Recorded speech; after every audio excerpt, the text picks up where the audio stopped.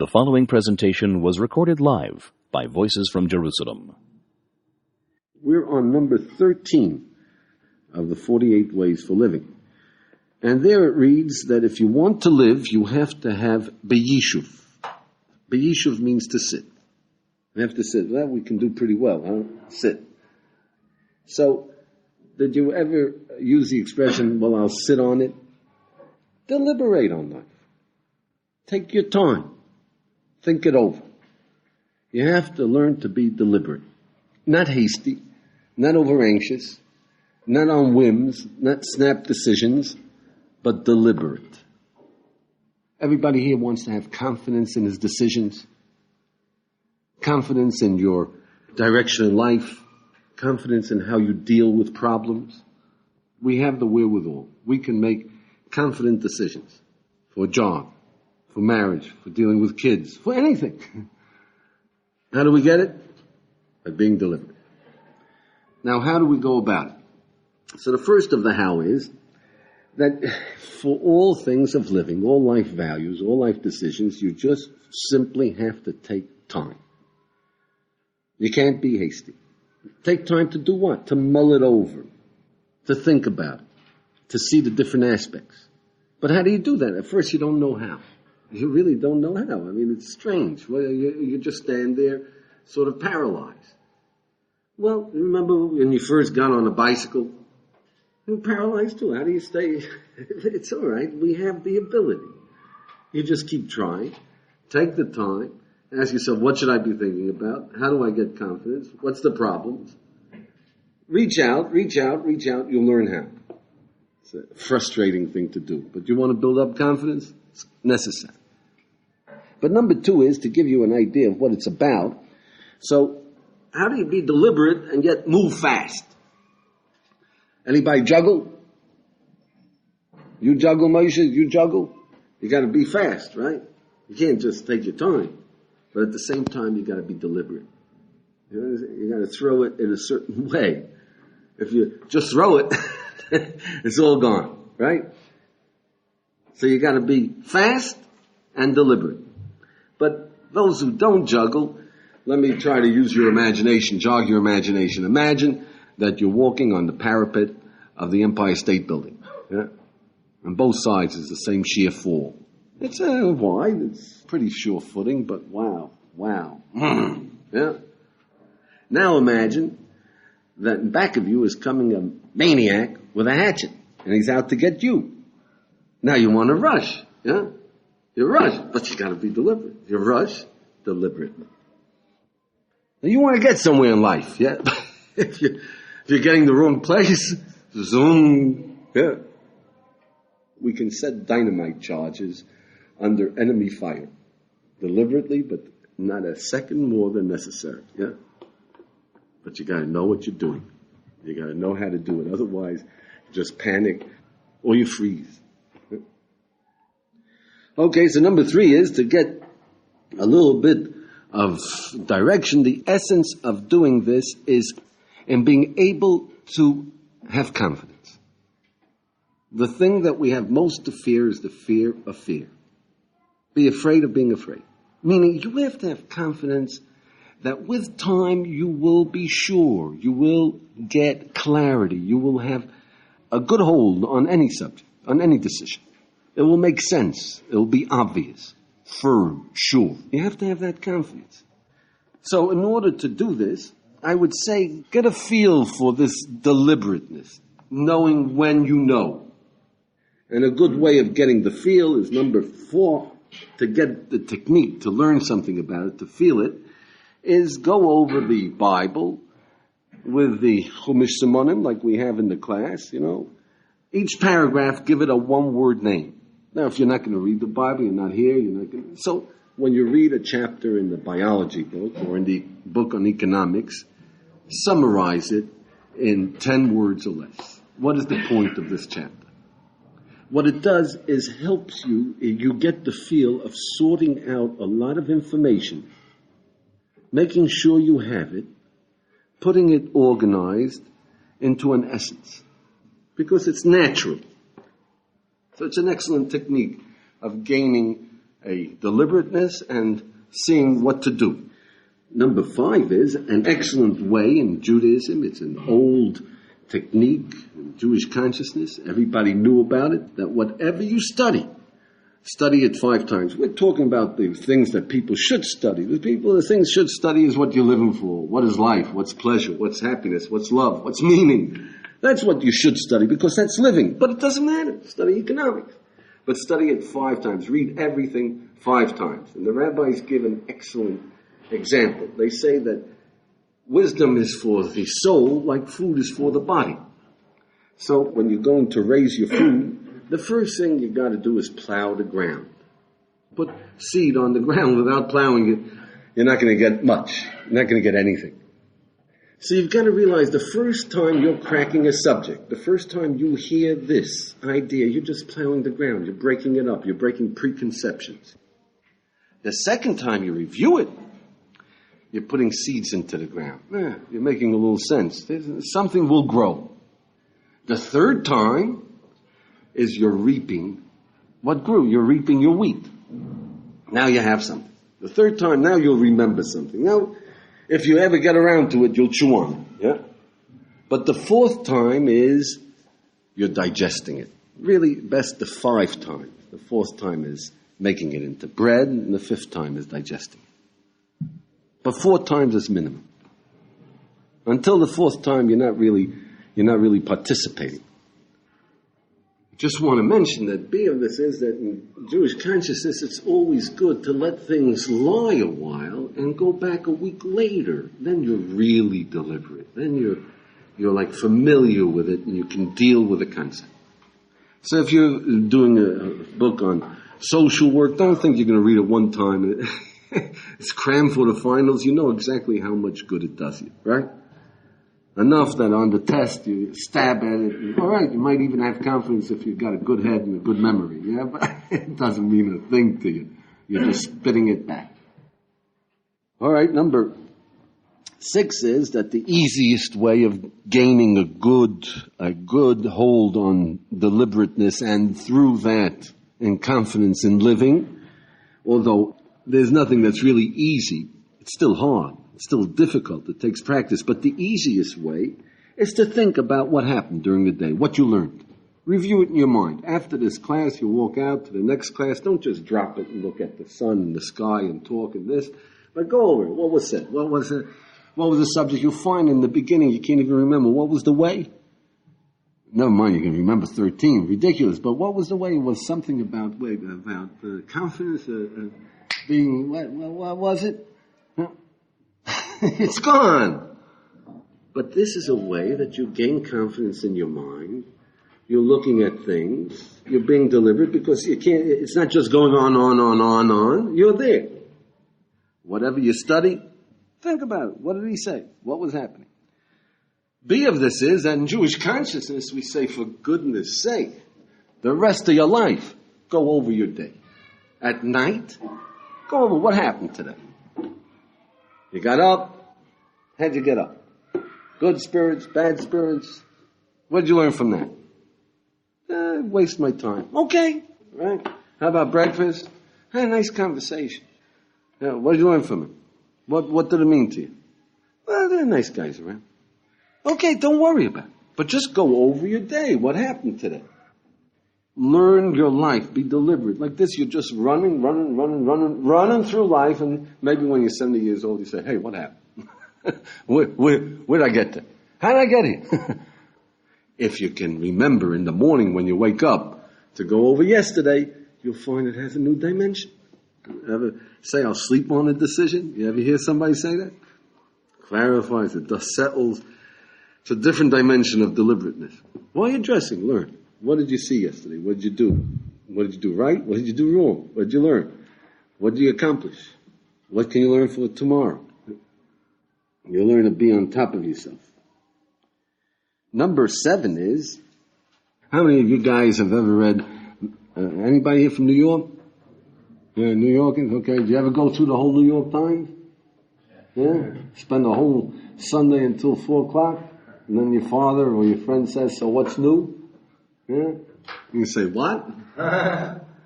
Let's see. There was a terrific murder. What's new? We have this proposition. We'll read a paper, we'll read in the Newsweek, we'll read the Time magazine, we'll read books, we'll read books on, and we figure it's going in the hopper and growing, getting bigger, but you take a look, there's nothing there. What happened? If you don't take the time to mull over, it's just going to confuse you. Overloaded, unassorted information, overloaded. We have a fantastic computer, but if it's not organized, you don't have a program with it. Bong. Unassorted, unassimilated, undigested, undeliberated on information. So you've got to, is it worth the investment? Then it's worth mulling over it. At least summarize it. Give a summary. And the same thing goes. A conversation, a book, a novel, whatever you read. If it's worth your investment, it's worth that extra time and asking yourself, so what was there? What was said? It seems obvious, but you have to focus on it, that it's something that should be done. Otherwise, you're sapping your confidence in being a sensible human being. What do you say, Eddie? Is that true, that it's sapping your confidence if you read a news? You're saying that like a kid just read or pick up something just to kill time? Oh, Eddie, I mean, if you've been around here, don't kill time. That's suicide. That's you. Don't kill time. Go on, learn how to use it. Take pleasure, not a shot, not morphine. At least if you know I'm killing time, here I am. It's a little hard to do because there's something in you saying, don't do this. This is boring. This is awful. Yeah? But here you're twisting it. You say, I'm learning about life. I'm reading a newspaper. I'm becoming well-informed. And you're not becoming well-informed. Yeah?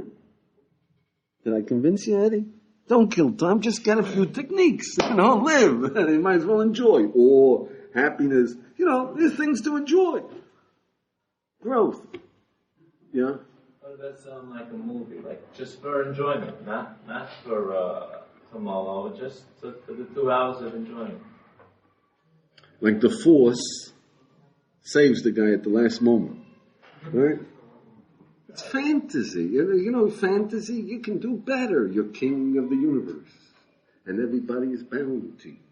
Victor, you can do better. Come on, let's go. Real fantasy. Me and you. Yeah, we'll divide the kingdom, right? You take the northern hemisphere, I take the southern hemisphere, right? Yeah? We'll have everybody listening to us and being happy, doing all the, all right, let's go. Baseball game. Play it. Don't watch it. Play it. At least you get some exercise. You got a good swing, What do you want? Oh boy, did he connect? Do you see that? Yeah. Number 8 is that it is best to formalize this mulling over. Know what you're doing. Now that takes expertise. That's a little bit of a professional. That's a guy who's a juggler with 15. He knows exactly what he's doing, where he's throwing each one. You follow? Formalize it means know the questions that you ask in order to mull it over. Like we got the Falkland crisis. Right? Now, how are you going to mull it over? If you have the right questions, what does it mean? What are the causes of this? What does it indicate about human events? Do they really want that piece of land? What are they fighting about? Honor? The fact that they've been able to sink 3 frigates, what does that mean? That Britain is risking a real defeat there. This is for honor. This is because they can't back out. They can't let the land because then... But what if they did back out? Then Britain would not be a power anymore. Now you're thinking about it, you're wondering about it, you're looking at it, you're back and forth, and you're getting something out of it, right? You're learning a little bit about what this world's about, and maybe that the Third World War can start on a matter of honor. Yeah? Take some time to get confident in what questions to ask. And when you get informal, you just go over it. So, number 9 is that you will find that you will ask yourself, what are you talking about? Rabbi, if I'm going to go over every article and ask these formal questions one after the other, what, how, why, and then I won't finish one article a day. Yeah? I'm not going to be able to function. So my friend, the speed of a juggler. You will learn once you get it. You remember when you learned, I use that old example, when you learned how to drive a shift car. Now each time you shifted it into a new gear, it took you, is it time? You looked at the dial, all right, into second. No, too soon. All right, wait, a little more, back. How about, is the clutch out enough? It took you full concentration. Somebody's speaking to you. You say, what do you want me to do? Rip the gears? Shut up. Wait until I'm in third. Yeah? Right? You will become deliberate without even knowing that you're doing the speed of a juggler, the fluency. You just have to practice. You got to practice it consciously until it's something that's second nature. That you're mulling it over, and you're mulling over, why should I buy this suit? Why shouldn't I buy this suit? What should I say to the salesman to get him off my back without looking like an idiot? You're mulling it all over, right? And you're walking through life with confidence and knowledge and control. Number 10 is, it's especially important and most difficult to use when you are criticized, attacked, when your parents tell you that, what's the matter with you? Why'd you leave the door open? Yeah?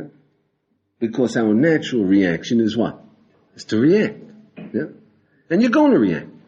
After you say, I don't have to close the screen door, then you'll have to stand there and think, why in the world don't I have to close the screen door? They did tell me. Well, you can't order me around. Yeah? But after all, the screen door's got to be closed. But you can't yell at me. But I didn't yell at you. Oh, okay. We got a whole afternoon of bad feelings, right? Because you reacted. So the first thing you got to realize is that when somebody criticizes you, you're going to react to protect yourself. Don't. Squash it. You're going to react. You shouldn't react, but it'll take you a little while until you don't react and you walk deliberately. Yeah? So your first reaction is to react. Squash it. Sit on it, right? And then think over what is the most favorable circumstances after that mistake of leaving the screen door open. Say, I'm sorry, Dad, I won't do it again. Close it. What a nice solution. It will never occur to you as the first thing to do. Never. Right? But if you think about it for a couple of minutes, 2 minutes, 1 minute, it will come into your mind. I could apologize. You might even do it. Now, number 11 is that if you're having an argument or discussion, so the Pasuk says, the Bible, the Almighty tells us in Ketuvim, in Mishlei, Proverbs, Al tavahel es picho lanos. Don't hurry your mouth to answer. Because the nature of us human beings is, if somebody asks you a question, what are you living for? You hurry your mouth with an answer. But once you're committed to defending a point of view, or to arguing a point of view, then you're stuck with, you have to go on to find some form of reason, or facsimile of reason, or even an imitation of reason to defend. So, pause for a moment. Think it over. If you have to say something, you say, that's a good point. Make him feel good. And think about it. You say, let me think about it. That'll make him feel excellent, right? And then let him have it. But clear. Because he's all wet, of course. Yeah? I mean, if he is. And the rabbis say, Lamod picho, to say, Eini yadeya. Teach your mouth to say, I'm not sure. It seems to me. So that you can back out, that you're not committed, you see.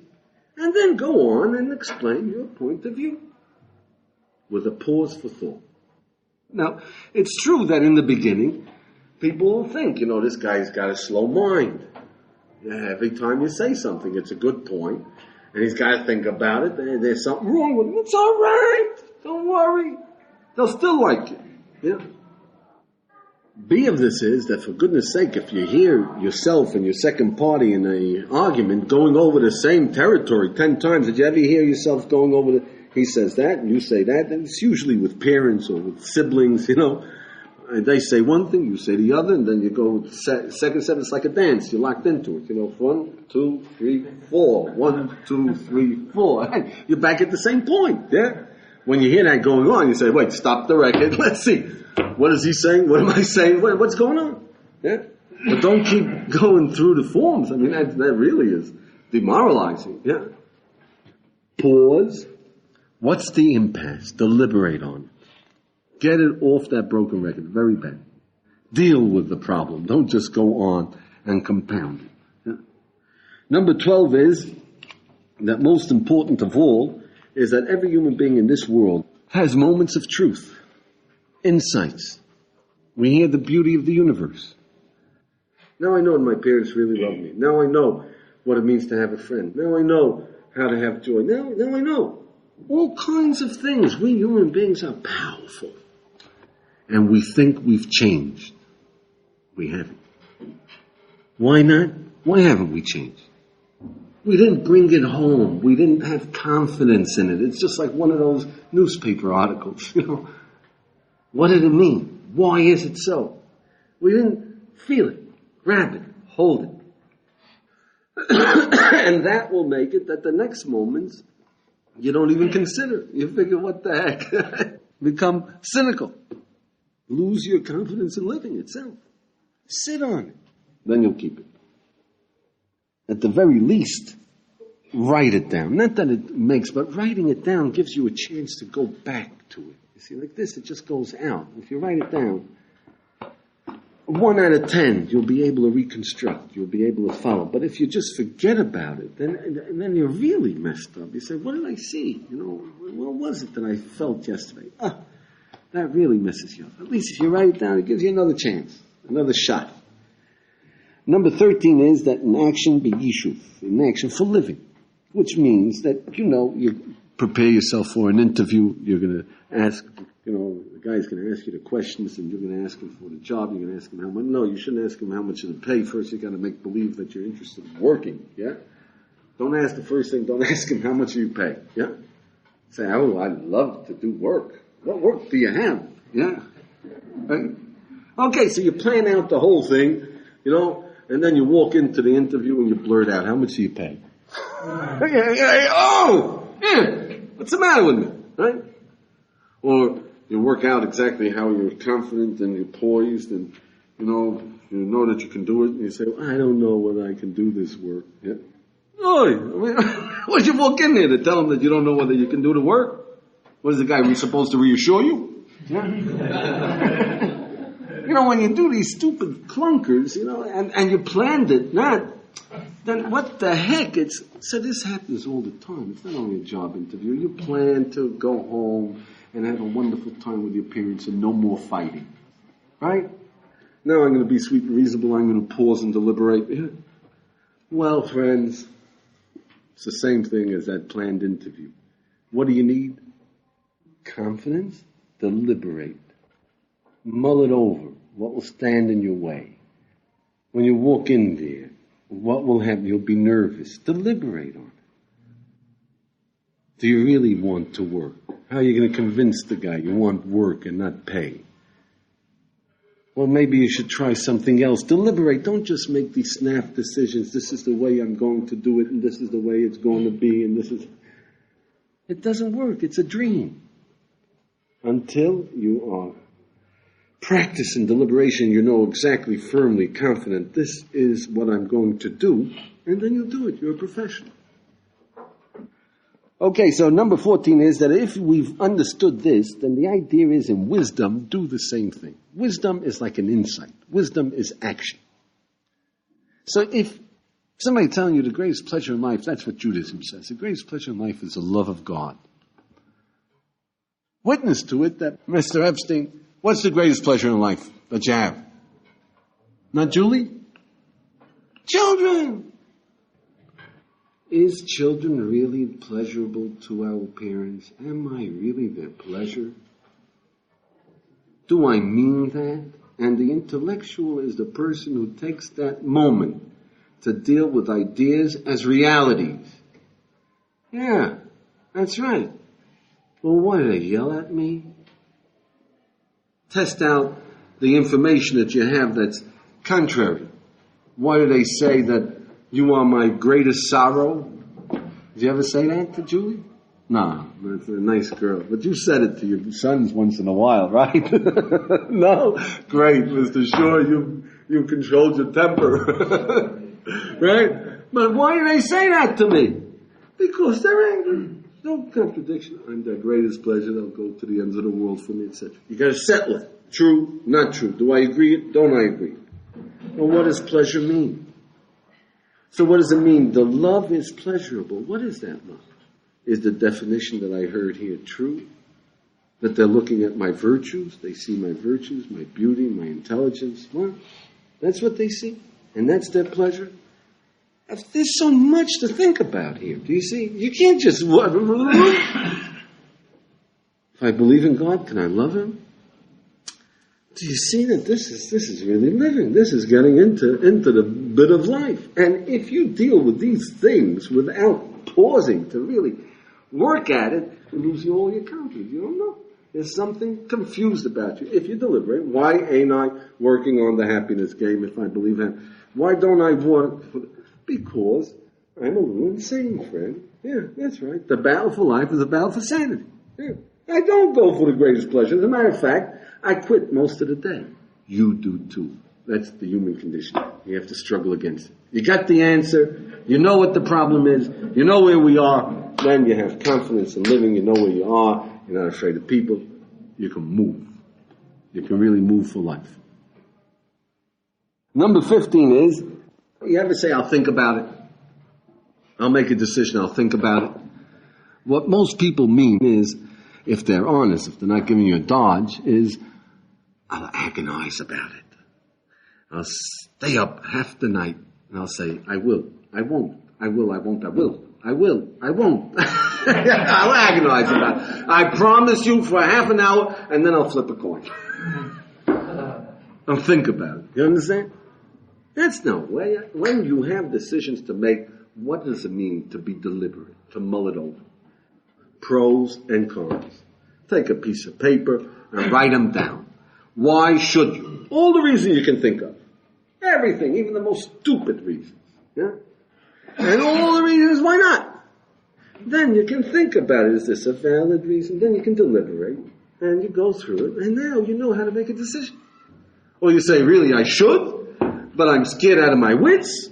I don't feel like it. I'm insane. I will grow. I'll have a world of pleasure the rest of my life, but I'm running. All right, but I'm insane. Yeah, that's right. Yeah, okay. But at least you got it clear. You got the issues clear. You have confidence. You know that you can see reality and you can deal with it. And you can make decisions in very intelligent and forceful ways. So when you have an obvious decision to make, mull it over, deliberate, but don't do it in your head. Put down a piece of paper. Pros and cons. Yeah? But number 16 is to realize all of life is really decisions. All of life is our ideas. The intellectual is the one who deals with ideas as realities. And all of life is decisions. What am I going to do the next half an hour?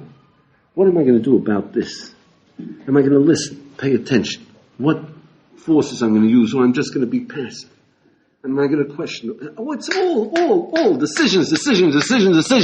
And we make it without even looking. By whim.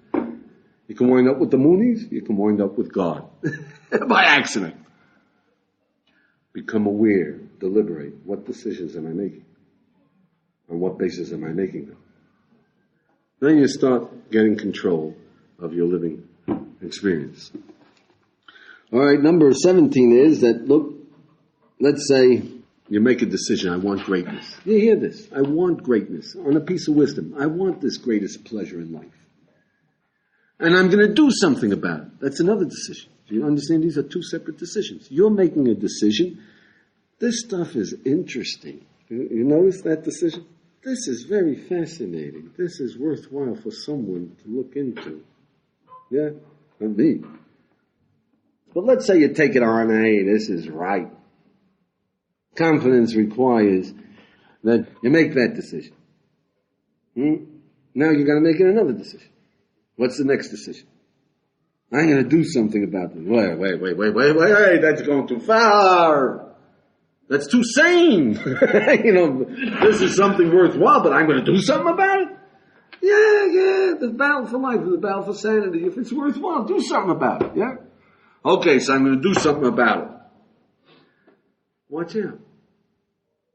Because that doesn't mean a thing, right? Deliberate. What are you going to do about it? What exactly? Make sure you know what you're talking about. Did you make any decision? You think you made a decision. Deliberate on it. What are you going to do about it? I'm going to work for greatness. I'm going to use my potential. I'm going to love God. I want the greatest pleasure in life. Yeah. What are you going to do about it? Deliberate it like a job interview. All the way down. Mull it over. What's the problems? Where am I going to do it? When am I going to do it? How am I going to do it? Why am I going to do it? What will go wrong? How am I going to get it done? Otherwise, you're going to live life saying, what's wrong with me? I make all these wonderful decisions, and I'm a stick in the mud. All right, you can prop yourself up one way or another. After all, I did get a PhD, and after all, I am earning a good living, and I do have nice kids, and be patient down to the last. This is what I'm going to do. All right, number 18 is that, look, for wisdom, any piece of wisdom, remember that's implied a piece of criticism. Al tavahel es picholanos. Don't hurry your mouth to answer. Don't hurry your mind to answer. It's not so true. It doesn't matter. No, think about it. Take your time. Any piece of wisdom. Number 19 is that in Jewish consciousness, the most important thing to be deliberate about is what are you living for and how are you living. Deliberate on it.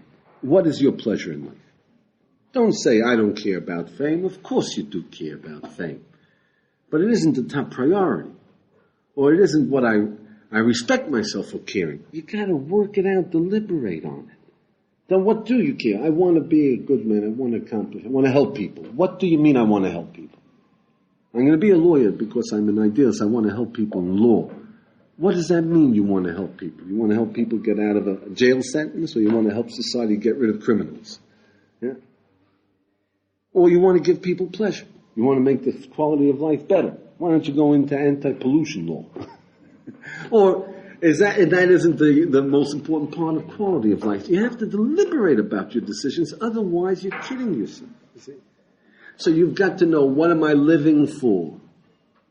What is the essence of living? And you have to deliberate, what am I going to do about it today, tomorrow, next year? It's tough, it's rough, but that's a common denominator of free will. If every human being, any human being, will actually use his perceptions, his intuitions as to what life is about, rather than assuming and just going along with what society has taught him, and just getting into slots because the registrar, who was a cute little girl at college, suggested that he major in sociology because he looks like a sociologist, yeah? I mean, we come to such conclusions, yeah? If you think, what am I living for? What am I doing? Why work? Then you will be a great man, and you will find truth. The Almighty is not hiding. He gave us the ability to live. Now, why is this necessary? Why is this necessary? So, the nature of a human being, you see, when I was a kid, I used to work in the summer, and I'd come back to yeshiva in Elul. And I remember one summer I came back in the Rosh Yeshiva, the dean, Rosh Yeshiva. He said to me, Noah, he said, how are you going to study this semester, this Zman? I said, Rabbi, I'm going to be great. He said, Noah, I'll tell you, he said, I know you really want greatness. But the trouble with you, he said, is that you're sincere. You want greatness. But the trouble with you is you want to be great in one night. And that night, you want to sleep. And I said, my Rosh Yeshiva is a genius. He got me down to a T. Until I found out that this is the human condition. My friends, you all want to be great. You want to be great, Ted. Victor, you want greatness. We all want greatness. The trouble is, we want to do it one night, and that night we want to sleep. So you can't be hasty. You want to be great, you got to go about it deliberately. It takes you a couple of weeks. It takes a little time, that's all. It takes a little time. Yeah.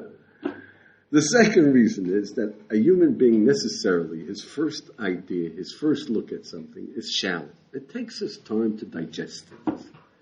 So if you deliberate, then you get to your powers of understanding. If you don't take the time, you remain on the surface. And the surface is wrong.